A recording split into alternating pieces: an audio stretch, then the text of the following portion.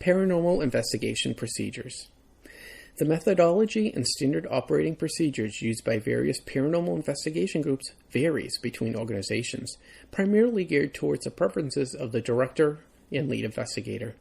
Today, I will give you some insight on how I prefer to handle investigation. Upon hearing from a potential client, I will ask them to fill out a questionnaire pertaining to their experiences. This questionnaire permits me the ability to get a broad idea of what the client may be experiencing. In many cases, there may be a very simple explanation for the perceived paranormal activity, and I can resolve that for them without having to open an investigation. Some examples of this would be having them check for loose or frayed wiring in a section of the house that they are experiencing paranormal activity. Science has proven that long-term exposure to increased electromagnetic radiation can result in physical symptoms such as insomnia, headache, depression, fatigue, and a painful or itchy sensation, lack of concentration, memory loss, tremors, and dizziness. Anything from being close to a source of radiation for extended periods of time, such as a microwave, computer, smart meter, cell phones, Wi-Fi routers, power lines, and televisions, etc., can cause susceptible individuals to experience the symptoms listed above and cause perceived paranormal activity. An old house settling can make some concerning noises when the level of temperature, humidity, and barometric pressure varies. An improperly shielded transformer on the telephone pole outside of a house or poor wiring in a garage can cause electromagnetic fields that can result in perceived paranormal activity. If we are able to help the client find such causes immediately, then they are able to take the necessary steps in order to remedy these concerns. The questionnaire also helps me direct the investigation in a direction that would be best suited for that particular client in question. Using the responses to this questionnaire, I will conduct a lengthy interview with the client and anyone also witnessing the paranormal activity. I ask that the various people involved do not swap stories during the time in order to allow for a more accurate picture of what activity that is going on so it isn't affected by blending stories. If further investigation is required, I will then provide documents to the clients in order to keep a written log of paranormal activity. Information requested includes date, time, changes in temperature, weather, and sensations, as well as sudden mood changes, disappearing objects, telekinesis, discarnate voices or sounds, apparitions witnessed, and other related phenomena. Having a record of these activities may help me pin down regular locations and times of these perceived paranormal activities. Often, there is a basic scientific explanation, and using these logs can often allow for a quick on-scene investigation, where we can find electromagnetic radiation causes for the perceived activity. Oftentimes, the logs do not give us a definitive direction to head the investigation towards. While the client or clients are preparing a log of activity, a member or a few members of my team will begin historical research on the property using public records available from the town, library, and historians. We ask for written permission from the property owners on how far they will let us research. While checking town records and library records is private, if we speak with historians, we may need to divulge some personal information such as the location, and we will not do so without permission on paper from the property owner. Where necessary, a member of the team may speak to an electrician, physicist, geologist, construction project manager, psychologist, or other specialists without divulging the client's personal information in order to research potential scientific causes for the perceived paranormal activity. In some cases, there is a scientific explanation for the activity that is going on. In many cases, there isn't, so we move on to the next step, which is to schedule an on-site investigation. If a full on-site investigation is required, we will schedule a day or series of days that best suits the clients. Sometimes it may be during the day, if that is when the client is experiencing the activity, but in most cases it is after dark. Not because of the fact that it is dark itself, but because businesses, especially in construction and ones using heavy mechanics and radio traffic, subside when it gets dark. The electromagnetic interference that occurs during the day from multiple sources can negatively affect our investigations. Doing an investigation after dark also helps to minimize electromagnetic radiation emanating from the sun, which can affect the investigative devices that we use. On average, we will not perform all-night investigations. We will typically spend 3 to 6 hours at a location each day of the scheduled investigation. During those 3 to 6 hours, we can obtain 12 to 24 hours of video surveillance to review, 3 to 6 hours of audio evidence, and any other evidence that we can collect. Upon arrival to the client's location, we will review the activity log that was complete at the client site and ask any pertinent questions if required. We ask the animals be secured off-site if possible, as for both our safety and to minimize evidence contamination. If that is not possible, we ask that they be kept in a location on-site that will minimize evidence contamination. We ask that as few people be on site as possible, but understand that for security and peace of mind that a property owner or their representative may wish to stay on site. We just ask that they remain in the control center to minimize investigation contamination. We will then ask the client for a full tour of the property so we can be shown where we may and may not go, where activity has been occurring, and for safety concerns that we have to watch out for. The team will then decide where we wish to set up our control center, where we will have our camera monitors and equipment staged. We will then begin the process of selecting where will be the optimum location for the setting up of our 4 near-infrared wireless day and night vision cameras.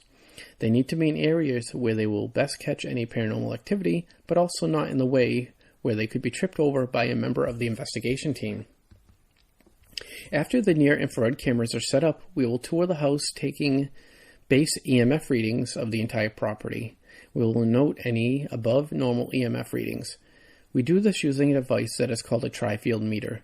This device was designed to detect extremely weak direct current fields and ignore alternating current fields. It can also do the reverse. This is one device that will also find magnetic field variations. This device is sensitive enough to pick up readings as weak as 3 volts per meter up to 10 feet away. The device is also designed to filter out the Earth's natural background radiation. Doing this task first in our investigation allows us to find high EMF readings that could be misperceived as or be causing or fueling paranormal activity. We will note any excessive readings in a log. This also allows us to recognize any EMF spikes on the property, as we will have a base reading to compare it against. During this time, we will also be walking around the property with a portable weather station, which will give us base readings for temperature, humidity, and barometric pressure. While variations in these 3 metrics is bound to happen during the course of an investigation, it may help explain if certain areas of the house have a heavy feeling, which can be caused by humidity, barometric pressure, and or EMF radiation. This device can also help us find regular cold spots so we can see if they are being caused by mechanical or meteorological phenomena. After getting our base readings, we will attempt to reproduce any activities that were reported during the client interview or from their questionnaires.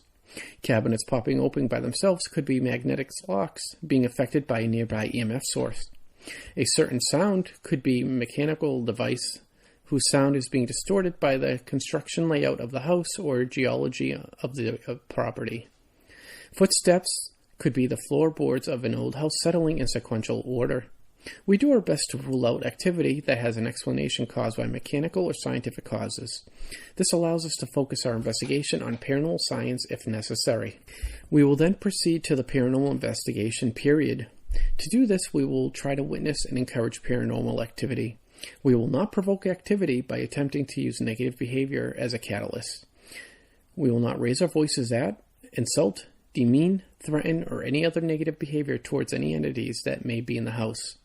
We attempt to encourage activity through audible means such as conversation, music, lights, or any other activity that we believe to be appropriate for the particular case.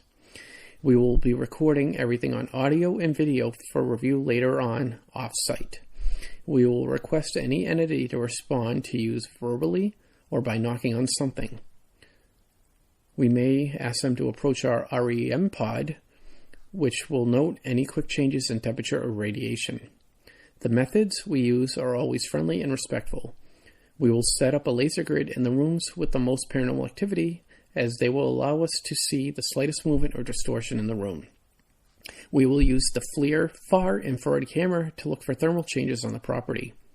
We use a portable 4K near-infrared video camera as we investigate to possibly help us see any visual distortions that are out of frequency range that our eyes can perceive. We have a top-of-the-line audio recorder with live monitoring that we can use to possibly make contact with an entity whose attempt at communication may or may not be beyond the human ear perceptual range.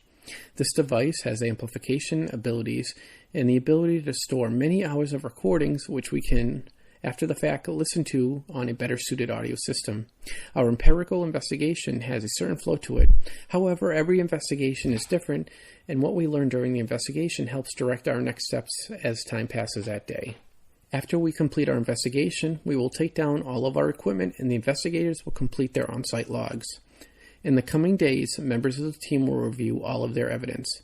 We prefer to have more than one person review each piece of evidence, and due to the fact that we will be recording many hours of audio and video, we will need some time to review it all. I prefer to have multiple people review each piece of evidence so we don't miss anything, and as each person has different talents, their expertise may reveal something that another investigator may not perceive. The investigators typically have full-time jobs and families, so it may take up to a week or longer for all the evidence to be reviewed. Often, one on-site investigation is all that is needed, and we are able to obtain the answers that we seek. The team will review all pertinent information and evidence collected and cross-reference them with the on-site activity logs and the client logs. We will decide whether or not we have enough evidence to provide the client with a case report. Sometimes we require multiple visits to follow up on evidence, while other times one visit may be enough. We may also have to reach out to field specialists regarding questions pertaining to any evidence that we find to ensure that there isn't any easy scientific explanation for what we may have experienced. While we are doing our post-investigation reviews, we ask that the clients continue to keep an activity log for us. Once we have the results of our first investigation, we will reach out to the client to set up a meeting. We will explain everything that we may or may not have found during our investigation, show them any evidence that we have found, and interpret it for them as best as we can. We may ask to perform a further investigation with the client's approval, or we may have the answers that we need and provide a final case report to the client. In many cases, we may suggest that they call an electrician to repair faulty wiring, or a plumber to fix piping that is causing issues in the house. We may recommend they follow up with a psychologist if we feel that they have more of a personal concern. We may have a paranormal cause of the activity, and we do our best to comfort the client and educate them as to what is occurring to the best of our knowledge. Television and movies, and in some cases religious teachings, will have you believe that paranormal activity has to be negative and scary, and in the vast majority of the cases where there is paranormal activity, it is benign and friendly. If there are cases where they are dealing with an upset entity, we will provide them with possible actions to take if possible. Often it is just educating the client that the situation is what it is and not to be scared of it, and learn to treat it as a welcome friend instead of an adversary that you want to leave. Our group does not partake in religious activities, paranormal concepts, or blessings, and if that is something that the client wishes to pursue, we suggest that they reach out to the clergy that is appropriate for their religious beliefs. While we can educate the client on how to address any entities and how to cleanse their house of energy using their own energy through visualization, there is no guarantee of anything working to achieve that specific goal of the client. A cleansing is not guaranteed to work any more than a blessing from clergy is guaranteed to work. These actions often give the client the confidence they need and sense of well-being to move on with any remaining activity. Our primary goal is to determine, to the best of our ability, the cause of any real or perceived paranormal activity at the property and to best educate the client on their individual situation and the next steps to take if necessary. As always, if you have any questions, feel free to reach out. Please visit us online at www.mwvspirit.com, where you can find our social media sites and blog. Thank you for listening to the Mount Washington Valley Spirit Podcast, where we don't like to be normal, we like to be paranormal.